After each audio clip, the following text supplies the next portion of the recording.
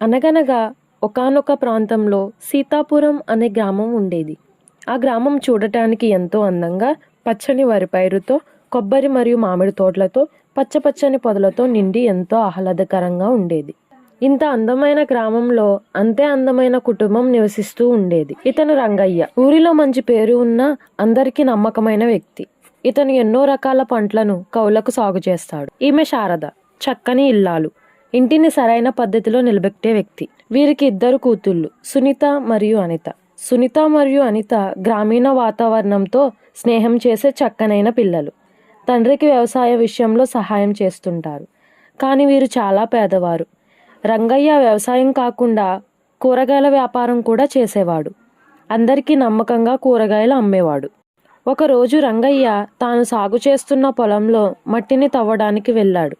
రంగయ్య మట్టిని తవ్వుతూ ఉండగా తనకు పాతకాలం నాటి ఒక మట్టి కుండ కనపడుతుంది. రంగయ్య మట్టి కుండను చూస్తూ ఉండిపోయాడు.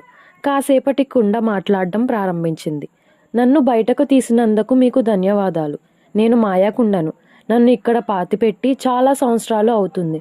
నన్ను తీయడానికి ఒక అర్హత గల వ్యక్తి కోసం ఎదురు చూస్తున్నాను. నాకిప్పుడు నువ్వు దొరికావు. నేను నీకు సహాయం చేయాలి అని అనుకుంటున్నాను అని అంటుంది ఆ మాయాకుండ. కానీ రంగయ్య ఇది అంతా కళా నిజమా అనే భ్రమలో పడ్డాడు. మళ్ళీ కుండతో మాట్లాడుతూ, ఓ మాయాకుండ, నీవు నాకు ఏ విధంగా సహాయం చేయగలవు అని అడుగుతాడు. అందుకు బదులుగా కుండ, నీవు నా లోపల ఏమైనా వస్తువు పెట్టు, దానికి ప్రతిఫలంగా నేను రెట్టింపు ఇస్తాను అని అంటుంది. సరే అని రంగయ్య కుండను తీసుకుని ఇంటికి వెళ్ళాడు.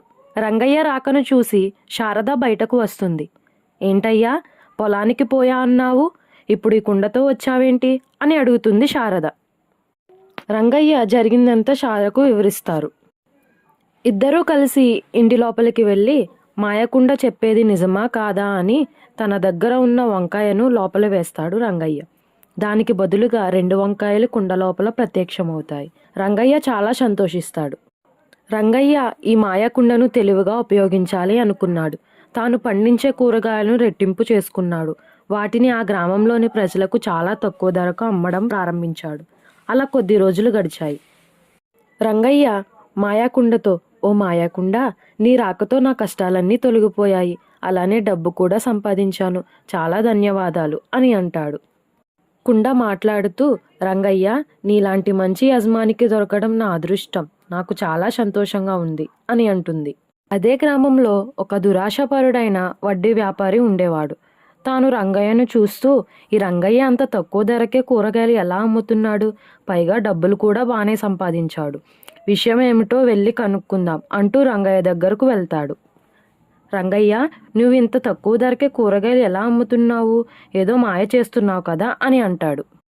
అటువంటిది ఏమీ లేదు అయ్యగారు, మీలాంటి పెద్దలదయ్య అని అంటాడు. ఆ మాటలు సేటు నమ్మలేదు. అసలు ఏం జరుగుతుందో ఇంటికి వెళ్ళి దొంగచాటుగా చూడాలనుకున్నాడు. రంగయ్య మాయకుండతో మాట్లాడింది, కుండ లోపల కూరగాయలు పెట్టింది చూశాడు.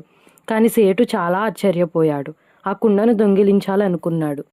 మరుసటి రోజు రంగయ్య కుటుంబం అంతా పొలానికి వెళ్తారు. ఇది గమనించిన సేటు ఇంటిలోకి వెళ్ళి కుండను దొంగతనం చేస్తాడు. సేటు కుండను తీసుకుని ఇంటికి వెళ్తాడు. దాని లోపల పెట్టి, నా దగ్గర ఉన్న డబ్బు మొత్తాన్ని ఈ కుండలో వేస్తాను, అది ఎక్కువ అవుతుంది, దాన్ని ఇంకా ఎక్కువ వడ్డీ వ్యాపారానికి తిప్పుతాను అంటూ కుండలో డబ్బు మొత్తాన్ని వేస్తాడు. ఆ డబ్బు కాస్త పెద్ద రాయిగా మారుతుంది.